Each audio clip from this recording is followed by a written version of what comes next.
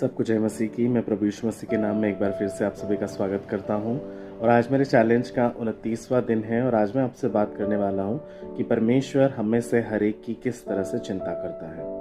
ये कहानी शुरू होती है लूका की किताब उसके 15वें अध्याय में, उसके 3 वचन से, जहाँ पर हम पाते हैं खोई हुई भेड़ का दृष्टांत। तो वहाँ पे प्रभु यीशु मसीह अपने किसी चेले से पूछते हैं कि तुम में से कौन है जिसकी 100 भेड़ें हैं और उनमें से एक खो जाए, तो वे 99 को जंगल में छोड़कर उस खोई हुई भेड़ को जब तक वह न मिल जाए तब तक खोजता रहे, और जब वह मिल जाए तब बड़े आनंद से उसे कंधे पर उठा लेता है और घर में आकर अपने मित्रों और पड़ोसियों को इकट्ठा करके कहता है, मेरे साथ आनंद करो क्योंकि मेरी खोई हुई भेड़ मिल गई है। मैं तुमसे कहता हूँ कि इसी रीति से मन फिराने वाला पापी भी अगर मन फिराता है तो स्वर्ग में उतना ही आनंद होता है जितना कि 99 ऐसे धर्मियों के विषय में नहीं होता जिन्हें मन फिराने की आवश्यकता नहीं है।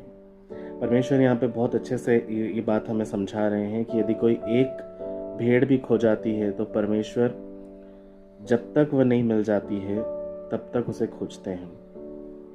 जब मैं इसका मनन कर रहा था तो मुझे एक बात समझ में आई, जैसा बाइबल बताती है कि परमेश्वर को एक भी जन खोज नहीं रहा है, एक भी जन परमेश्वर को नहीं खोज रहा है। परमेश्वर ही है जो अपने लोगों को छोड़कर अपने लोगों की, अपनी उस खोई हुई भेड़ की चिंता कर रहे हैं। वो परमेश्वर ही है जो स्वर्ग को छोड़कर इस पृथ्वी पर अपने खोए हुए लोगों के लिए आए।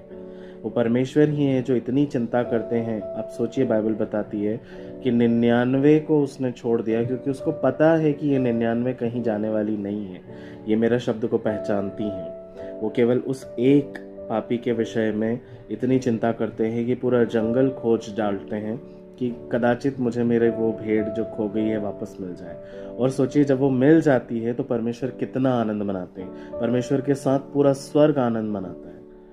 प्रियो, हमें भी ज़रूरत है कि हम प्रभु को खोजें और वो हमें कहीं और नहीं, वचन में ही मिलेंगे। जितने भी पापी परमेश्वर के पास आना चाहते हैं किसी भी रीति से, परमेश्वर आज भी उनका स्वागत करते हैं। चाहे आपकी कैसी भी अवस्था हो, आप बस परमेश्वर के निकट आएं। परमेश्वर आपको गले से लगाकर आपसे प्रेम करने वाले परमेश्वर है। वो आज भी कहते हैं कि मेरे निकट आओ, मैं तुम्हें विश्राम दूंगा।